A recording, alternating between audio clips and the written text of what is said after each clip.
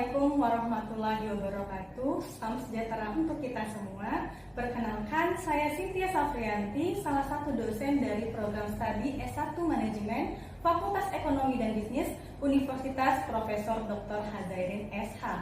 Perkenalkan saya kali ini untuk menjelaskan mata kuliah yang saya ampu, yaitu mata kuliah Studi Kelayakan Bisnis. Izinkan saya menjelaskan ini dengan metode Delivery, Interaction, and Assessment. Video ini dibuat dengan tujuan untuk memenuhi salah satu persyaratan sertifikasi dosen tahun 2024, yaitu mengenai pernyataan diri dosen dalam unjuk kerja Tridharma Perguruan Tinggi atau PDD UKTPT, khususnya di aspek pengajaran. Saya akan memulai untuk menjelaskan deskripsi dan informasi umum dari mata kuliah Studi Kelayakan Bisnis. Mata kuliah ini atau mata kuliah Studi Kelayakan Bisnis merupakan mata kuliah wajib bagi mahasiswa semester 5 pada program studi S1 Manajemen Fakultas Ekonomi dan Bisnis Universitas Profesor Dr. Hazairin SH. Mata kuliah Studi Kelayakan Bisnis ini memiliki bobot sebesar 3 SKS, teori untuk 1 semester ke depan. Bahasa pengantar yang digunakan pada mata kuliah ini yaitu bahasa Indonesia. Mata kuliah Studi Kelayakan Bisnis bertujuan untuk memberikan bekal pengetahuan dan keterampilan kepada mahasiswa untuk dapat menilai kelayakan suatu usaha atau proyek.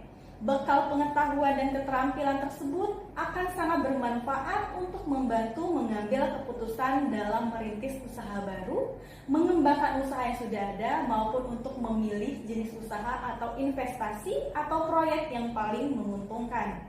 Pada mata kuliah ini akan membahas tentang teori terkait ruang lingkup studi kelayakan bisnis, perbedaan antara bisnis dan proyek, penilaian aspek pasar dan pemasaran, penilaian aspek teknikal dan teknik, penilaian aspek keuangan, ekonomi, sosial, dan politik, penilaian aspek AMDAL, penilaian aspek manajemen, penilaian aspek hukum, sumber dana, dan pembuatan usulan laporan kelayakan bisnis. Lulusan dan CPL, program studi S1 Manajemen yang dibebankan pada mata kuliah ini yaitu yang pertama, menunjukkan sikap bertanggung jawab atas pekerjaan di bidang keahliannya secara mandiri. Yang kedua, mengaplikasikan bidang keahlian, manajemen, dan memanfaatkan ipteks pada bidangnya dalam penyelesaian masalah serta mampu beradaptasi terhadap situasi yang dihadapi. Yang ketiga yaitu menguasai konsep teoritis bidang pengetahuan manajemen secara umum dan konsep teoritis bagian khusus dalam bidang pengetahuan tersebut secara mendalam serta mampu memformulasikan penyelesaian masalah prosedural. Yang keempat yaitu mampu memanfaatkan ilmu pengetahuan dan teknologi bidang manajemen. Yang kelima yaitu mampu beradaptasi terhadap situasi yang dihadapi. Capaian pembelajaran mata kuliah yang diharapkan dari mata kuliah ini yaitu yang pertama, mahasiswa mampu menyusun rencana bisnis sesuai dengan nilai-nilai dan dipresentasikan di dalam kelas. Yang kedua yaitu mahasiswa mampu menerapkan prinsip-prinsip kepemimpinan dan kewirausahaan ke dalam organisasi atau bisnis dengan mempertimbangkan nilai-nilai etika dan moral. Referensi yang digunakan di mata kuliah Studi Kelayakan Bisnis ini beragam, di antaranya buku dari Dr. Husyan Umar mengenai Studi Kelayakan Bisnis, kemudian dari Suwad Husnan dan Suwarno Muhammad yaitu buku dengan judul Studi Kelayakan Proyek, dan pendukungnya yaitu dari jurnal-jurnal yang relevan terhadap permasalahan ataupun topik dari mata kuliah Studi Kelayakan Bisnis. Strategi pembelajaran di mata kuliah Studi Kelayakan Bisnis ini dilaksanakan dengan metode ceramah, tanya jawab, diskusi, dan pemecahan studi kasus. Sistem pembelajaran dilakukan secara sinkronus dan asinkronus dengan menggunakan metode pembelajaran aktif yang mengutamakan partisipatif keaktifan mahasiswa dalam proses pembelajarannya, yaitu pembelajaran yang kolaboratif, diskusi kelompok, penugasan berupa studi kasus. Pembelajaran dalam mata kuliah Studi Kelayakan Bisnis juga dibantu dengan menggunakan e-learning perguruan tinggi yaitu menggunakan SPADA. Bentuk perkuliahan secara sinkronus dilakukan secara tatap muka di ruang kelas maupun menggunakan Zoom meeting. Sedangkan pelaksanaan perkuliahan secara asinkronus dilakukan melalui SPADA Universitas. Assessment test dalam mata kuliah Studi Kelayakan Bisnis dilakukan dengan dua cara, yaitu secara formatif dan sumatif. Formatif dengan melalui tugas individu proposal rencana bisnis, dan yang kedua tugas kelompok review jurnal pada setiap sub CFMK. Sedangkan secara sumatifnya yaitu dengan melakukan ujian tengah semester dan ujian akhir semester. Penilaian dan kriteria pada mata kuliah studi kelayakan bisnis adalah dengan pengukuran CPMK mata kuliah studi kelayakan bisnis dilakukan secara tidak langsung melalui tugas case study, ujian tengah semester dan ujian akhir semester. Dalam pembelajaran mata kuliah studi kelayakan bisnis ini juga memiliki tata tertib seperti yang pertama, selama kuliah berlangsung tidak mengeluarkan ponsel kecuali diizinkan, tugas dikumpulkan tepat waktu, jumlah kehadiran 80%, kemudian toleransi keterlambatan yaitu 15 menit. Sedangkan untuk nilai akhir mata kuliah ditentukan berdasarkan sistem penilaian hasil belajar sesuai dengan surat keputusan rektor nomor 119 tahun 2021 tentang buku panduan akademik, dan mahasiswa dinyatakan lulus pada mata kuliah apabila mendapatkan nilai minimal C dengan pembagian nilai UAS 35%, UTS 30%, tugas 15%, kehadiran 10%, dan keaktifan 10%. Berikut merupakan cuplikan dari pembelajaran yang saya laksanakan secara sinkronus tatap muka di ruang kelas. Selamat menyaksikan. Wassalamualaikum warahmatullahi wabarakatuh. Oke, assalamualaikum warahmatullahi wabarakatuh. Waalaikumsalam warahmatullahi wabarakatuh. Selamat pagi teman-teman sekalian. Alhamdulillah pada kesempatan pagi hari ini kita bisa bertemu kembali dalam pembelajaran studi kelayakan bisnis, di mana pada kesempatan hari ini kita memasuki minggu ke-11 dalam pembelajaran. Sebelum kita memulai perkuliahan kita pada pagi hari ini, agar lebih afdol, lebih enak, lebih asik nantinya kita memulai perkuliahan dengan berdoa terlebih dahulu menurut agama dan kepercayaan teman-teman masing-masing. Berdoa dipersilahkan.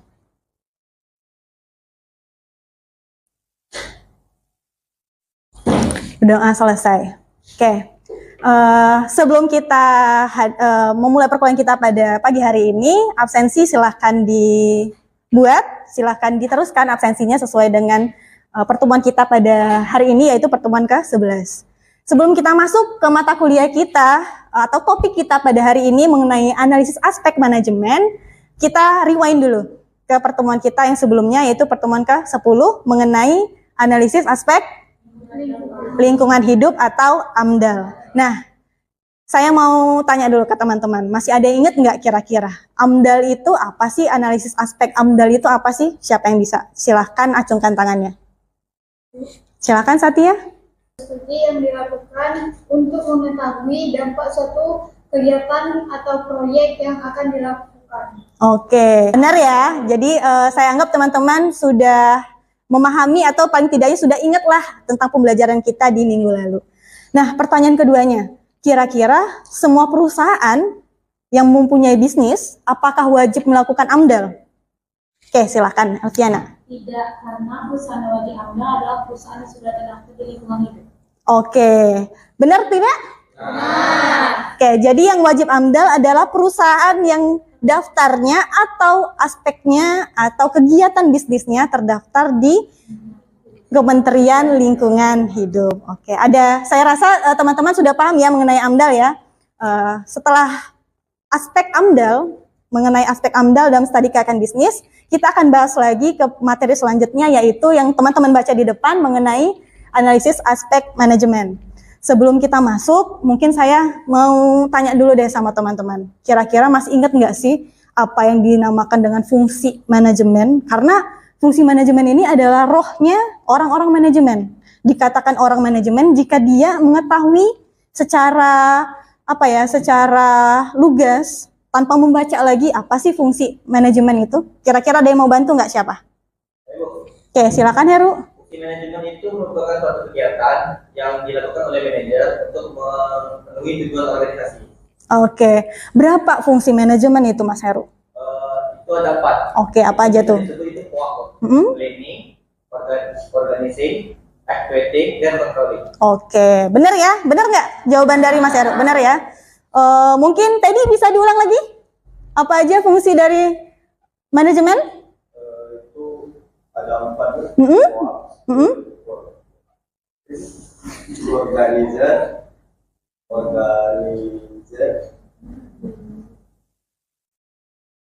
Aduh, berarti Mas Teddy-nya kayaknya masih ngantuk atau seperti apa kali ya? Nanti bisa dicek lagi untuk catatannya ya Mas Edi ya. Mungkin Mbak Nadia? Ada planning, organizing, aquating, dengan controlling. Oke, controlling. Kalau susah pakai bahasa Inggris, kita pakai bahasa Indonesia aja. Kalau di Indonesia kan yaitu perencanaan, pengorganisasian, pengarahan, dan pengawasan. Ini nggak boleh lupa ya. Mas Teddy jangan lupa lagi ya. 4 fungsi manajemen, oke? Oke, kita lanjut ke materinya. Nah, orang yang melakukan manajemen itu pasti manusia ya. Yang kita sebut yaitu seorang manajer. Kalau manajemen itu adalah kata sifatnya, manajer adalah kata orangnya. Orang yang mengerjakannya. Kira-kira tingkatan dari manajer itu ada berapa sih? Silakan Zidan. Di sebuah perusahaan ada 3 tingkat manajer, Ibu. Pertama ada tingkat high, middle, dan low. Oke. High, top atau high manager, kemudian ada middle manager, yang terakhir ada low atau lower manager. Pertanyaannya, apakah karyawan adalah salah satu dari ketiga tingkatan manajer tersebut? Iya. Karyawan loh. Karyawan. Staff. Apakah staff adalah salah satu dari ketiga tingkatan manajer tersebut? Tidak, jawabannya tidak. Karena manajer itu adalah yang mengambil keputusan, yang memberikan arahan, perintah, dan sebagainya. Sedangkan staff adalah orang yang menerima arahan tersebut. Makanya dia tidak termasuk dari ketiga tingkatan manajer, yaitu top, middle, dan lower. Jadi tingkatan manajer itu biasanya digambarkan dengan segitiga, di mana ini adalah top, ini adalah middle, dan ini adalah lower. Sampai sini bisa dipahami ya? Karena sebelum kita memasuki mengenai materi pada pagi hari ini, kita harus tahu dulu nih, apa itu manajemen dan apa itu manajer. Oke, sekarang kita akan masuk ke materi pada pagi hari ini, yaitu analisis aspek manajemen dalam studi kelayakan bisnis. Sebelum menentukan langkah-langkah yang akan dilakukan dalam analisis dan perencanaan manajemen, analis itu berarti kita ya, orangnya ya. Analis perlu mengetahui lebih dahulu sebab-sebab terjadinya kegagalan manajemen. Yang pertama, mungkin boleh bantu baca, Mas Rahmat. Yang pertama, kegagalan memahami fungsi puncak pimpinan top manager. Hal ini sering terjadi jika puncak pemimpin berkebetulan di lokasi yang berjauhan dengan bawahan. Manajer lokal kurang mendapat informasi lebih jauh mengenai kebijaksanaan pimpinan pusat, sehingga manajer lokal kurang memperhitungkan alasan-alasan yang berdasarkan kebijaksanaan yang direncanakan oleh pimpinan pusat yang biasanya merupakan tujuan jangka panjang perusahaan dan hanya memutuskan pikirannya pada masalah rutin di sekitarnya. Oke, sebab terjadinya kegagalan dalam aspek manajemen yang pertama yaitu kegagalan memahami fungsi puncak pimpinan atau top manajemen. Ini yang pertama, kenapa sih bisa terjadi kegagalan? Yang pertama yaitu karena terjadi jika pimpinan berkedudukan di lokasi yang berjauhan dengan bawahan. Jadi tidak semua perusahaan itu dia berada dalam satu gedung, satu wilayah, satu tempat atau satu daerah. Sering kita temui ya, kalau misalnya perusahaannya udah besar, cabangnya udah banyak sehingga top manajemen itu tidak mungkin sekantor atau sewilayah, setempat dengan bawahannya. Nah, ternyata hal tersebut menyebabkan terjadinya miss. Kenapa miss? Kira-kira karena jauh, perbedaan tempat, perbedaan waktu, dan sebagainya. Mungkin kita yang satu ruangan aja, cara komunikasi kita bisa salah diartikan. Apalagi kalau seandainya tempatnya yang jauh, wilayahnya yang jauh. Kita butuhnya hari ini, baru nyampenya besok. Alasannya apa? tadi sudah saya kirim, tapi ternyata sinyalnya nggak masuk, emailnya nggak masuk. Seandainya disuruh rapat, oh maaf saya terlambat. Karena apa? Tempatnya tadi jauh, macet, atau tadi pecah ban dan sebagainya.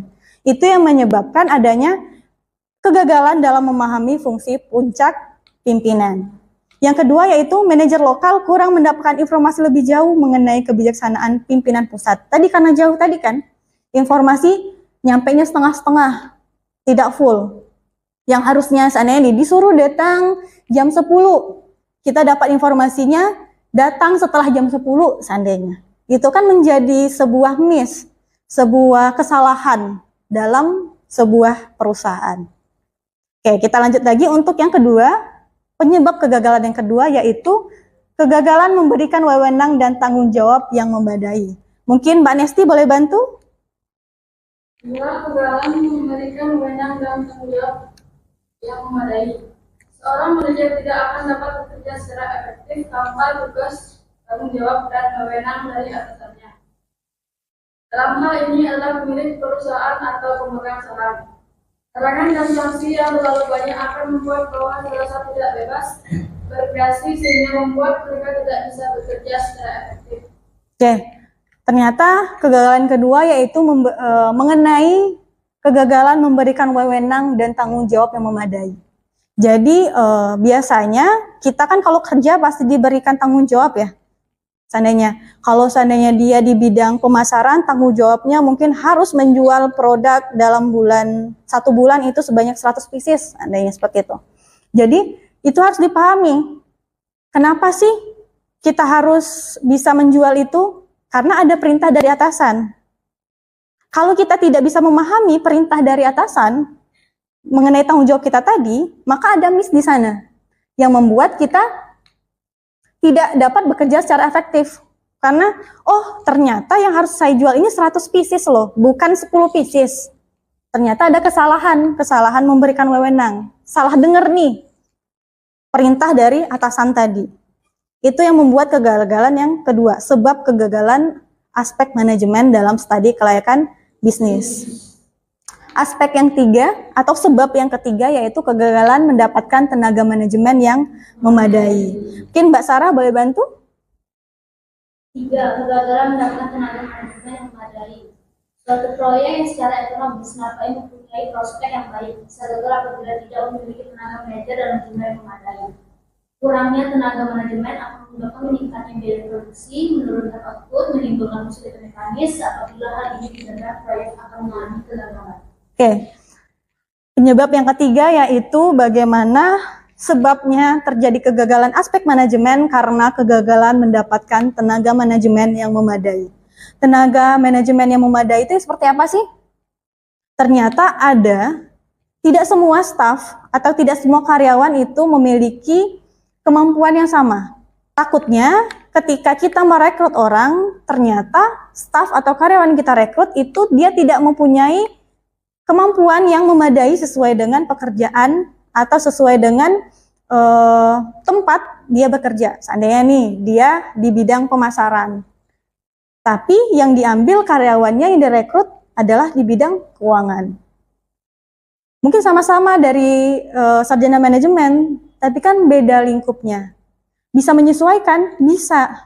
Tapi apakah membutuhkan waktu yang lama? Butuhkan waktu yang lama. Makanya di sini ada yang namanya akan meningkatkan biaya produksi, menurunkan output, menimbulkan kesulitan mekanis. Jadi bisa tadi seandainya nih Mbak Zahra dia bidang pemasaran, tapi di tempat kerjanya ditaruh di bidang keuangan.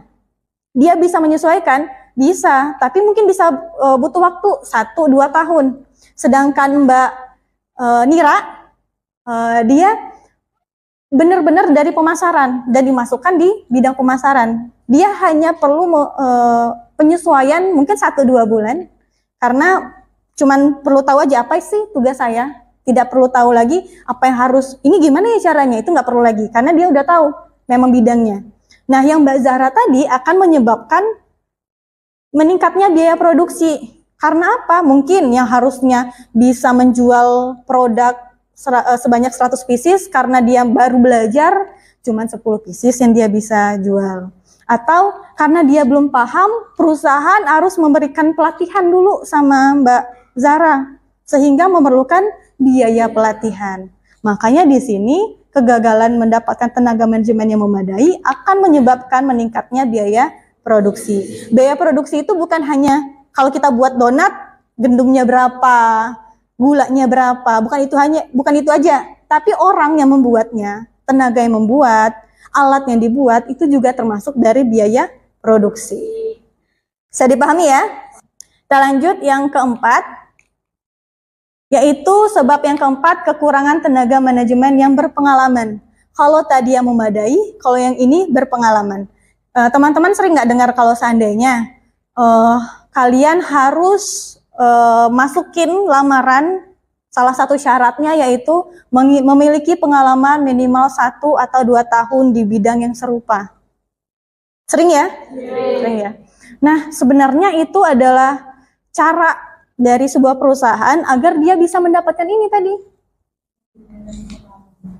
Tenaga manajemen yang berpengalaman. Jadi mereka tidak perlu memberikan pelatihan yang terlalu dalam atau terlalu lama lagi. Kalau seandainya yang masuk itu sudah berpengalaman mengenai manajemennya. Dia udah tahu kerjanya apa, tanggung jawabnya apa. Itu yang menyebabkan perusahaan terkadang membuat kualifikasi berpengalaman 1 atau 2 tahun di bidang serupa. Yang kelima yaitu kekurangan pemimpin yang berbakat. Oke, Mbak Lingga coba. 5. Kekurangan pemimpin yang berbakat. Seorang manajer yang baik adalah tergantung pada bakat pemimpin yang ada pada dirinya, yaitu kemampuan memimpin, mengorganisir, mengarahkan, dan merangsang inspirasi orang lain. Oke. Apakah semua orang mempunyai jiwa kepemimpinan? Tidak. Karena jiwa kepemimpinan itu bisa dibentuk ataupun bisa memang dari lahir ianya memiliki jiwa kepemimpinan, gitu ya. Jadi kalau seandainya pemimpin tidak ada jiwa pemimpin, pasti dia tidak bisa merangkul, tidak bisa mengajak, tidak bisa mengayomi para karyawan atau stafnya, gitu ya. Sama kayak kalian seandainya, kalau kalian dalam satu grup, satu kelompok, ada nih pasti satu orang yang memimpin. Tanpa kalian sadari, orang tersebut memimpin kelompok kalian. Yang kalau dia ngomong, kalian ikutin. Seandainya besok kita tahun baru kumpulan uang 50.000 ya. Mau tidak mau kalau dia udah ngomong itu semuanya pada kumpulin uang. Padahal tidak ada kata wajib di sana. Karena apa? Karena dia ada jiwa kepemimpinan. Sedangkan kalau teman yang satu lagi yang ngomong itu nggak ada yang peduli. Besok kita ngumpul ya jam 10 kita mau buat tugas studi kelayakan bisnis. Diem aja. Nggak ada yang ikut. Karena apa? Jiwa itu memang biasanya tidak semua orang memiliki jiwa kepemimpinan, gitu. Nah, sedangkan pemimpin dari perusahaan itu bagus jika dia memiliki jiwa tersebut, yaitu bisa memimpin, mengorganisir, mengerahkan dan merangsang inspirasi orang lain, gitu ya. Jadi seorang pemimpin juga harus bisa menggali potensi dari karyawannya, bisa menggali apa sih yang dimiliki oleh karyawannya, itu semakin baik karena kan tidak semua orang berani mengungkapkan pendapatnya. Ada beberapa orang itu memang harus dipancing dulu. Kira-kira Mbak Nadia ada ide apa nih tentang aspek manajemen? Baru dia bersuara. Lain lagi sama Mbak Lingga mungkin tanpa ditanya dia sudah mengeluarkan, Bu, saya ada ide nih soal ini nih gitu. Nah, sedangkan seorang pemimpin yang berbakat harus bisa menggali dari potensi karyawan atau stafnya. Yang keenam, tidak ada pendelegasian. Pendelegasian itu apa sih? Perwakilan. Yang dikirim. Pendelegasian. Seorang manajer sering tidak diberi kepercayaan untuk mengelola. Jadi tadi kita setuju ya bahwa ada 3 tingkatan dari manajer, top, middle, dan lower. Nah, apakah manajer bisa diperintah oleh manajer? Bisa. Seandainya nih, top manajer memerintahkan middle memerintahkan lower, gitu ya. Untuk ini, biasanya ada manajer ini yang tidak diberikan kepercayaan. sana ini. Udahlah, daripada saya memberikan tugas saya ke lower manager, saya tahu nih track recordnya kurang bagus. Jadi saya tidak perlu kasih ke mereka lah. Saya bakal tetap turun aja langsung. Seandainya CEO-nya turun sendiri melihat apa ya kerja staff yang lagi jualan atau yang lagi buat produksi.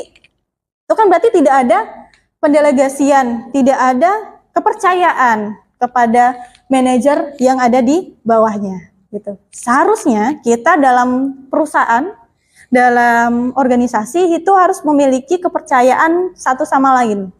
Karena kita kerja tim, bukan hanya kerja perseorangan. Yang ketujuh yaitu kurangnya kesadaran tentang profit dan biaya. Yang kedelapan yaitu kurangnya kesadaran menggunakan alat akuntansi sebagai alat manajemen.